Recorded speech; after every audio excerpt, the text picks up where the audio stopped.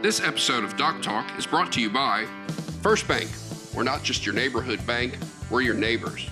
Our local team lives up to the name, putting our customers and community first. To experience First Bank difference, stop by any of our 13 Knoxville area locations or visit firstbankonline.com. First Bank, member FDIC. Hello, my name is Dr. Robert Page and welcome to Doc Talk.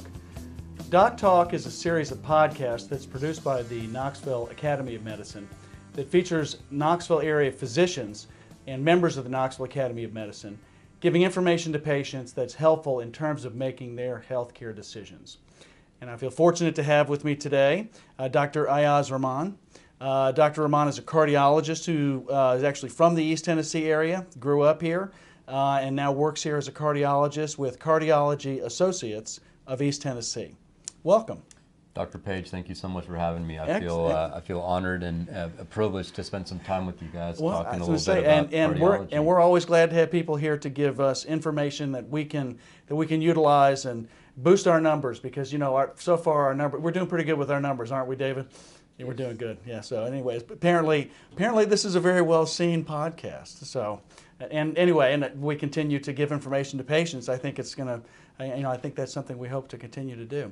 So today we talk a lot about, we think about cardiology, we think about some diseases that are very common to patients, things like hypertension, coronary artery disease, but you're here to talk to us today about coronary valvular disease.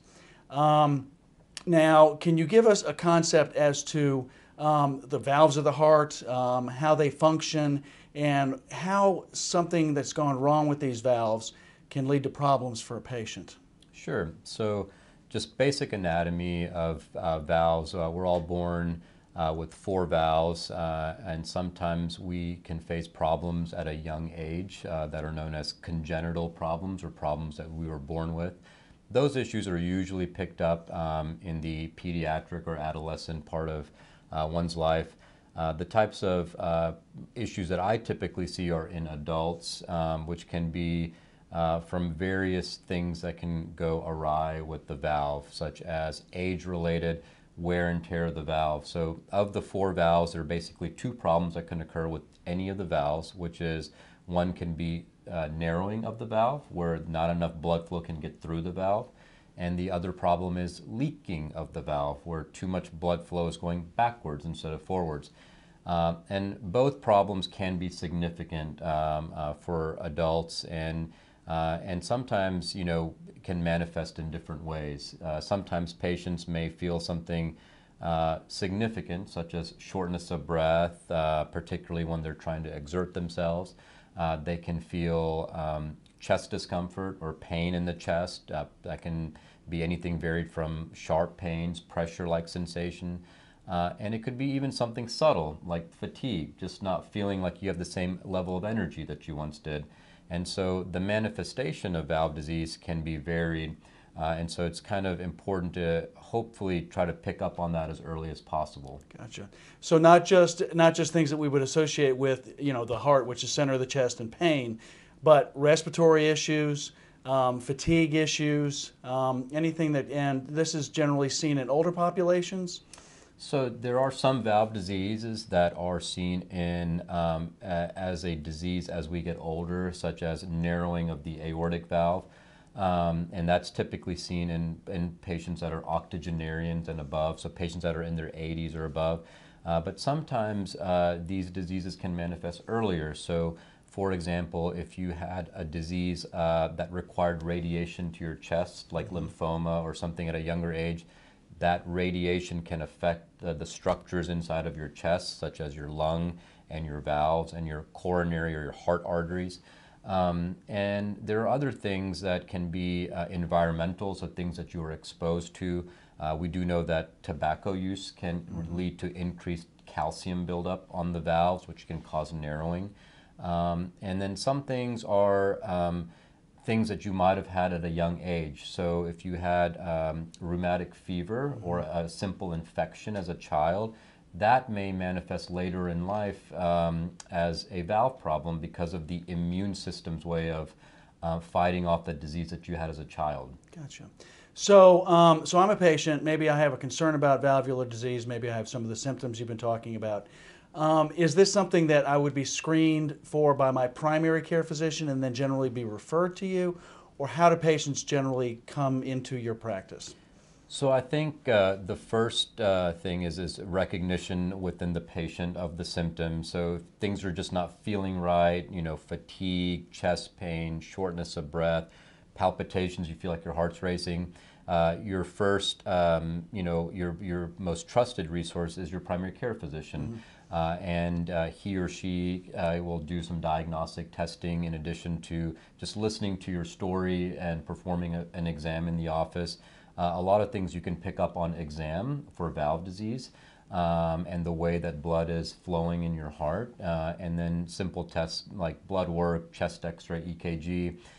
Ultimately, the gold standard way for us to diagnose valve disease is something called a echocardiogram or a ultrasound of the heart. Gotcha. That is a not an invasive test. They just rub some jelly on the chest, put a little probe on, just like an obstetric ultrasound, and we're able to get a lot of information about the function of your heart, how the valves look. Is there a leaky valve? Is there a narrow valve? Are there any abnormal holes in the heart? Or is there any abnormal fluid accumulation around the heart? Things that can kind of clue us into as to what might be going on. Gotcha. And so a patient's been diagnosed, they end up in your care, and you're concerned about valvular disease. You may have a presumptive diagnosis of valvular disease. What sort of, what then do you do for this patient? So we are fortunate to be a part of what we call a multidisciplinary valve team. And so when the patient gets referred to us as the cardiologist, we try to either make or help the primary care physician make the diagnosis and then confirm the diagnosis. Sometimes confirmation involves performing additional testing, such as CT scans of the heart or MRIs. Sometimes we need to do a heart catheterization where we take a picture of the heart arteries or measure the pressure inside of the lungs to see if the valve is affecting the lung or the right side of the heart.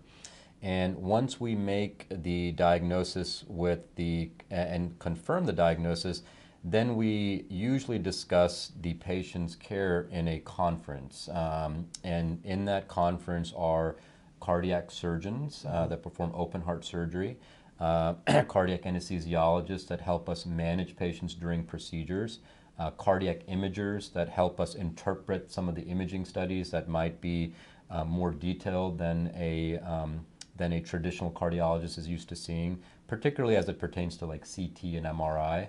And then once we discuss the patient's case, we then try to figure out what is the best therapy for the patient. Gotcha.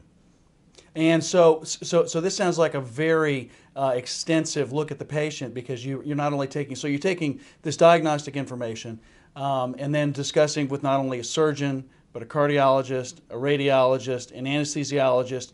You have multiple specialties which are discussing this patient and therefore coming to a therapeutic decision. So if the patient is not necessarily, now of course we're not going to talk about open heart surgery or cardiac surgery. What sort of alternatives would you be able to present to the patient in terms of their therapy? Sure. So in the past, the only way that we could treat advanced valve disease was one of two ways, and that was through medicines, which we know is a bit of a band-aid. It just helps to kind of alleviate symptoms, but doesn't necessarily take care of the underlying problem. And then the other option was open heart surgery, where the surgeon opens up the chest, puts you on a heart-lung machine, and that is obviously of the things that we do in medicine, probably the most invasive thing that can happen to your body. So in the last 10 years, structural heart and valve therapy has really progressed to the point where we can offer minimally invasive options. So minimally invasive options are options where we can fix valves by doing things such as going through the leg arteries to replace a valve. We can replace a valve in the aortic position or even in the mitral position, and that's called transcatheter valve replacement. That's where we deliver a valve through plastic tubes. and wires and things, similar to a coronary angioplasty. Wow. And we can also work on leaky heart valves. We have things for the mitral valve, which is a valve on the left side of the body. If the valve is leaky, we can put on clip devices and things without ever having to do any type of incision at all. It is all through the leg vein and the leg artery. So, the option now exists for, it used to only exist where you could have, if you were going to replace a heart valve, you could do it only if you did open heart surgery on the patient. Now you can actually do that from inside the vessels. You can actually do the entire replacement procedure. Yes, so we can work on a beating heart while the patient is awake. Wow. With minimal sedation. The transcatheter aortic valve replacement has really revolutionized the way we treat left-sided valve disease in the heart. When it was first FDA approved in 2012, it was really reserved for patients that were deemed to be too high risk for open heart surgery. And now the FDA has approved all comers, whether they're low risk or intermediate risk or high risk, as the preferred way of replacing a aortic valve. Wow. So we're mainly talking about left-sided heart disease, which for patients, this is the part of the heart that actually pumps blood out into the body. And so then the two valves we're talking about are the aortic valve, which pumps it into the largest vessel in the body, and the mitral valve, which actually which pumps it over to the lungs. Correct. So the aortic valve is essentially the gatekeeper of your heart. It is the valve that connects your heart to the rest of your body. And that valve we can treat successfully with minimally invasive valve therapy. The mitral valve, there are devices that are FDA approved to fix leaks of the valve in the way of something called a MitraClip. If there's a pre-existing surgical valve in the mitral position, we can put a valve inside of that valve from a transcatheter standpoint without having to do open heart surgery. Wow. And I would say in the next 3 to 5 years, we will have FDA approved valves for both the mitral position and the two valves, or the tricuspid valve on the right side, to replace those valves fully transcatheter. Wow. And moving over to the right-hand side of the heart. Correct. That's unbelievable. So, just for comparison's sake, if we're talking about a patient who's going in for open heart surgery and having a valve replaced versus doing it via catheterization, what would be the difference in terms of recovery time for the patient? So the recovery time, the difference is huge. For transcatheter valve replacement, we typically we do a few things. So the reason why we have the anesthesiologist as part of our team is we really like to do the procedure under what's called conscious sedation. So that's without a breathing tube, and that's without general anesthesia. We know from the literature that patients that where you can successfully do the procedure with minimal sedation, they have better outcomes. They don't have the lingering effects of anesthesia. They can get up on their feet quicker, and they can go home quicker. And so we really try to do as little sedation and anesthesia as possible, but to still make the patient comfortable and to make the procedure safe. Typically, the procedure takes about 60 minutes or less, and we monitor the patient overnight, and they get to go home the next day. Wow, that's unbelievable. And in terms of, so if I'm a patient and I need to have this procedure done, is this something typically insurance will pay for? Yes. So we have FDA approval. If you have low risk, intermediate risk, high risk, we have FDA approval to proceed with transcatheter valve replacement. There are some, one of the things that we do have to think about, which is why the team comes into play, is if you have a young patient that, say has a problem with their valve that they might have been born with. So like a bicuspid aortic valve, which is a valve that has 2 leaflets as opposed to 3 leaflets. Sometimes those patients have other heart pathology, like they may have an aneurysm or a enlargement of their aorta. And if that's the case, then we really need to think about surgery when they're younger, because we need to fix the aorta and the valve. And so when we look at patients, it's not just the initial procedure that we're talking about. We have to also think about the next procedure, because if they're in their 50s, we expect, whether you put in a transcatheter valve or a surgical valve, we expect that valve to last on average 10 to 15 years.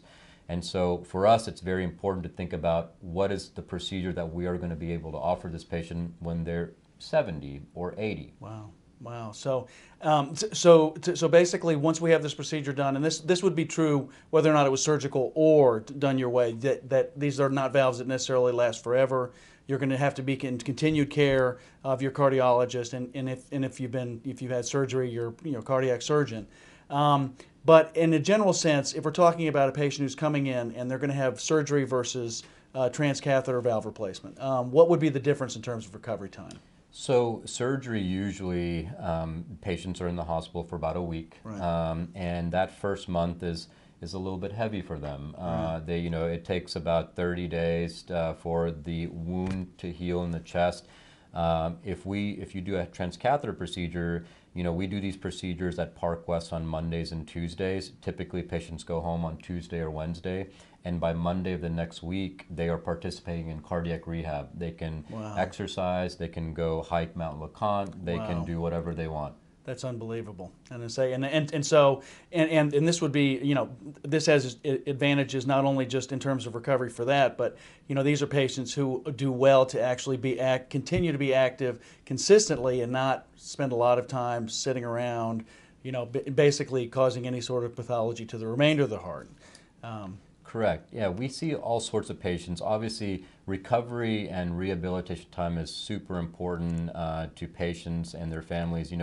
We recently took care of a gentleman who is the primary caretaker of his wife, and it was very important for him to be able to get back to his wife and to be physically active and in shape. And if we performed open heart surgery, that would probably limit his ability to do things that were very important. So obviously the big things are, the patient's quality of life, their symptoms, and mortality, and we want to improve all of those things. But sometimes, there are other things that are weighing in on our decision making as we make these decisions versus of minimally invasive versus surgical. Gotcha.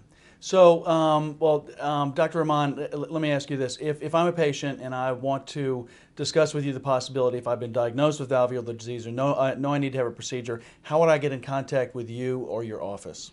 Sure. So we have a large team, and on that team are folks that are valve coordinators and valve navigators. We have a number that goes directly to them, and they take in intake information. But we have a phenomenal team of support staff that help us, get some patient information, and if you're coming from elsewhere, to assemble all the diagnostic testing that has already been performed, so that we don't have to repeat anything.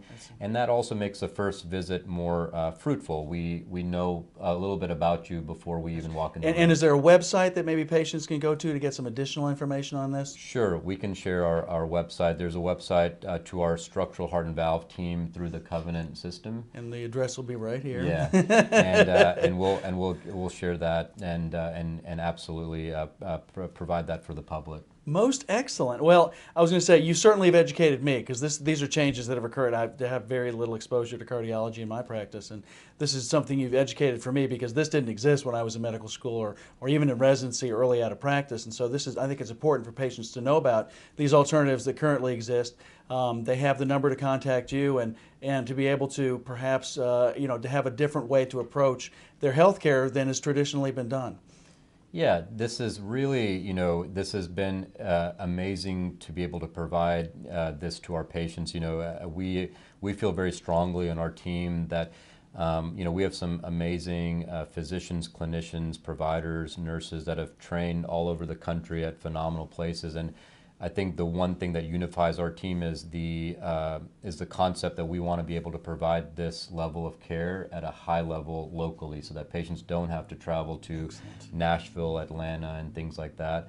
And I think we're very fortunate to be a part of a health system that we have the support to kind of continue to provide that level of care. Excellent. Well, thank you so much for joining me here today, Dr. Rahman. Thank you so much for having me. And with that concludes this episode of Doc Talk. Doc Talk is a podcast that's produced by the Knoxville Academy of Medicine and features its physician members giving information to patients, which is helpful in terms of making their healthcare decisions. I'm Dr. Rob Page, and thank you so much for watching. This episode of Doc Talk is brought to you by First Bank. We're not just your neighborhood bank, we're your neighbors. Our local team lives up to the name, putting our customers and community first. To experience First Bank difference, stop by any of our 13 Knoxville area locations or visit firstbankonline.com. First Bank, member FDIC.